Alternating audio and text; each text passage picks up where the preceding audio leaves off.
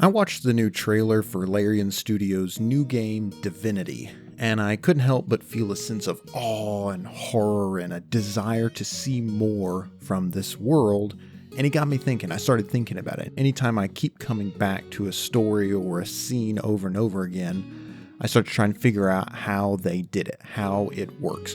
And today I wanted to talk about how it was created, my thoughts, what I'm seeing so far, and how they created this effect. I want to show how they crafted the story, despite no words spoken, and why when we reach the end, we're simply wanting more.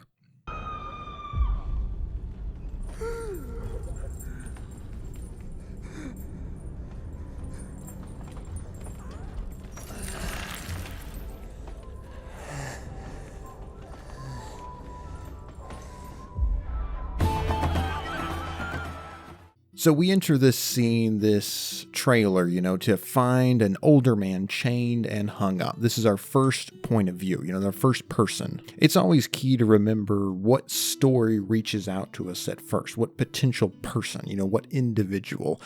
And also, first of all, let's just point out the fantastic graphics. This man, he's trapped, he's in pain, he's bleeding, and instantly we want to know more. We want to know why he's there, what happened to him, and this is a hook. It also sets the tone. It's not a nice scene. This is incredibly dark. We have this weird crown, and we're trying to figure out what exactly this means, what's going on with it.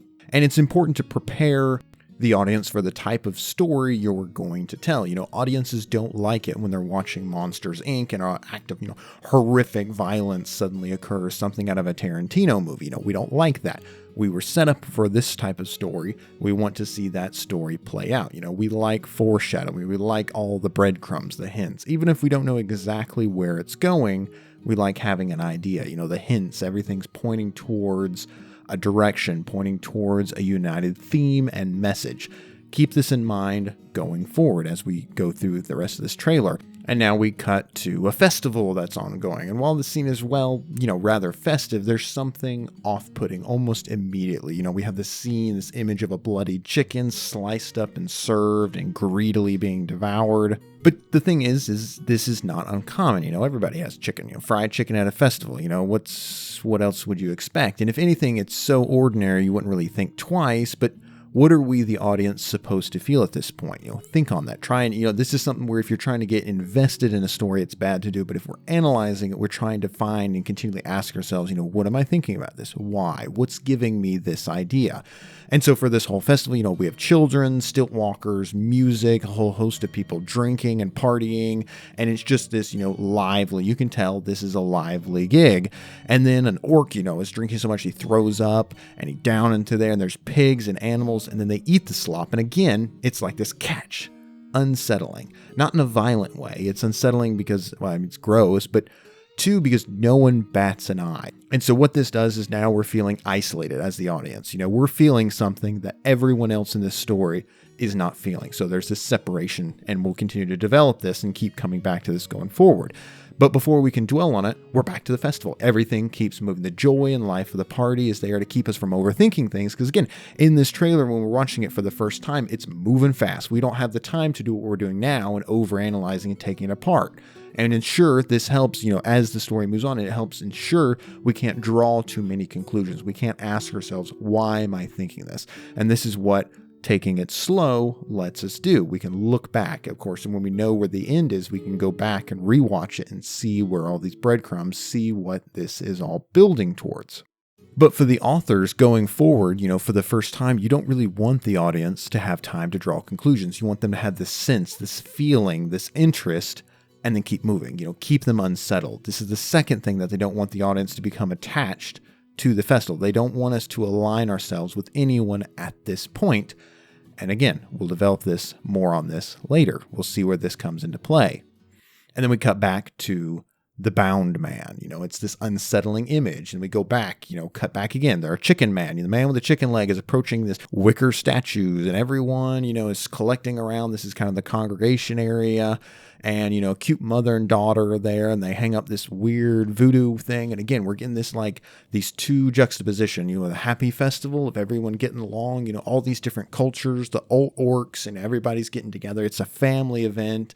It seems a little pagan, but, maybe we're not quite sure where it's going. Who doesn't like people having fun? The bell rings, the sun goes down, and all the people start to gather around these wicker statues. So now we're coming to the crux of the festival. And slice cut, to our bound man. We're trying to connect these two scenes, and we're starting to get more, we're able to see more of where this man tied up is at. And we're starting to get this idea of maybe somehow the two are connected. The priest then sets the wicker statues ablaze. Everyone starts throwing torches, and we realize, if not before, I didn't realize it until now. Maybe if you're smarter than me, you may be able to connect the pieces, that the bound man is inside the wicker statues. It's been set on fire, and he's the sacrifice. And this is the part where, the scene, we were unsettled all the way up to this point. There was this whole line suggesting and pointing that something is off, something's rotten. And now we get to see what it is. And it's this horrific scene that's coming out. It's brutal. It's absolutely brutal. And it's so unsettling because we're jumping from this jovial medieval festival to this demonic, horrific burning of a man that's gone through something. We don't know why he's there. We don't know what he's done. We don't know if he's deserved it or not. And he starts to burn, and the trailer shows that, a lot of that scene. It really doesn't pull back. And then we jump back to the peasants and the jovial, festival music, and they're cheering as this is the highlight of the show. This is the promise, the sacrifice for a better future. And this is the ceremony coming to completion. And we go back to our, the third point of view, if you want to call it the bound man, the chicken man, and the mother and daughter is kind of the only other people we really focus on. What's the daughter doing? She's laughing and clapping again. And again, it's like the chicken and the pig slop, the vomit, it's unsettling because no one's bothered by it. But again, we're trying to figure out, we're the only ones who seem to be seeing this. And so it creates this separation, this unsettling separation here. Almost like, these scenes are almost like that section in Inglourious Basterds where Goebbels is sitting down with Shoshana, and there's this scene where they just jump cut where Goebbels is with, the woman he's with, and it's this particular scene, and then it immediately jumps back, and you're just like, what? It's just unsettling. It gets on underneath your skin. And maybe there's some fanciful auteur version of whatever for what it's supposed to mean. But for me, it was just off-putting. I was just like, I don't know what's going on. I don't know what I'm supposed to think. And it just scrambled me. And that's what I think it was supposed to do. It's just, if you had an idea and felt comfortable and had an idea of where this was going, bam, think again. And it really just twists that and sets it off. And so we jump back to the bound man. He's bleeding, and then it's utterly horrific. Again, if you're squeamish, I wouldn't recommend watching it, but it's incredibly well done. Like, they spent a lot of money on this. They did such a good job. And the flesh is tearing apart, and this little terrifying little blood demon thing kind of bleeds off, and you can kind of see something else is going on. We have this extra layer now. Okay, it's not just a pagan ritual. Something else is going on, and we're given an idea that, okay, this may not be intended. This may not be part of the festival that people are experiencing. And it's kind of jumping back and forth between tearing flesh, eating chicken, and it's kind of mixing and melding, the flesh of a human, flesh of a man, flesh of a pig, flesh of a chicken. And then this demon jumps out of the man, and everyone begins to run. And at once, the Happy Festival turns into this scene of terror, and it cuts away, and it's this fade to black. And we have this unseen, we know something is happening. And then we come back, and we have something almost akin to that Game of Thrones, the body spiral, this demonic and horrific structure of bodies made by some force of enormous strength, and with the understanding that everyone from the festival is dead. We saw that mother and daughter running away. Yeah, we have an idea of what happened to them. Have this idea of something terrible has been released, and that's what we're left with. But while the scene is playing, the music that's playing is just this continual jovial medieval festival music that we've had this whole time. And it's completely unsettling with the carnage that we see in front of us because we don't know what it means. And this is what we're supposed to do, is we have, this juxtaposition of, we have this happy music with this horrific scene. And this is something that we saw played out throughout the entirety of it. And then, of course, it flashes to, Larian Studio, Divinity with the announcement. And it was at this point for me where I was utterly kind of horrified. But after watching it, I kept thinking about it. I kept going over these scenes over and over and over in my head. And I was like, man, what is it? What does it mean? What's going on? What is this? And this is when you've succeeded as a storyteller, when a story is successful, is if you, the audience, are looking at it and you want more. If you're interested, if you're willing to keep watching, keep listening, keep playing, and look forward to what happens next. And so when we look at this, what where is the storytelling in this game? What's actually going? What points are they using? Because, there's no real dialogue other than people screaming, in pain and horror. And so what we're going to take a look is kind of go in depth in this. And we talked about point of view early on. And it's important because for points of view, when you're introduced to a character or really anything, we naturally start to align ourselves with the character if the circumstances are right. We start to sympathize with them. We start to understand, why they're doing X, Y, Z, why they do this, and we start to understand and justify with that same character. It's the reason why we take the side of the vampire, and let the right one in, not because she's a good guy.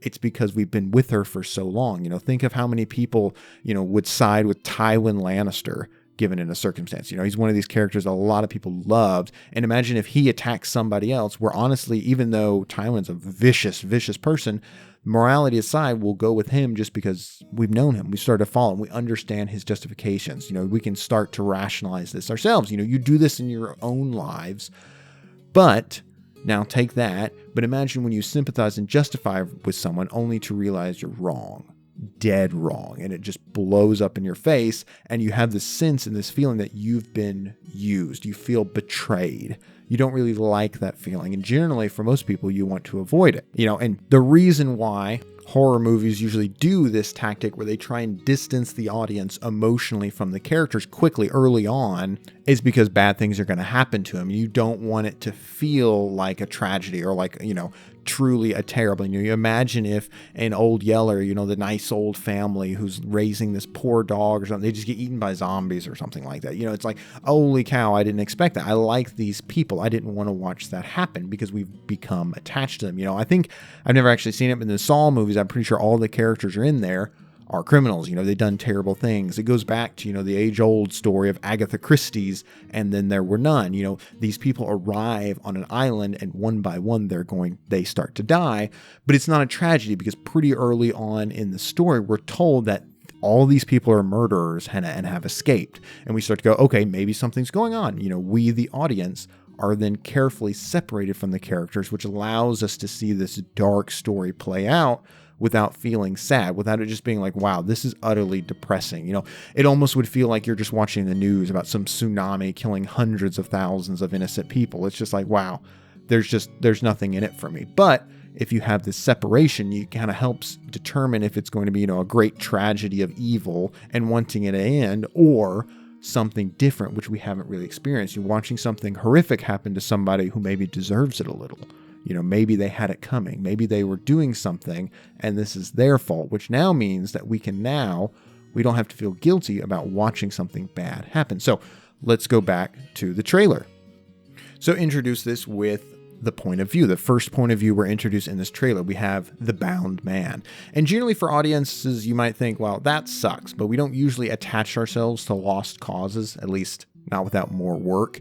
We'd need to have a little bit more to identify with this guy, because generally audiences know, like, hey, if that guy's going to have something horrible from them, there's almost this natural separation that gets put up there.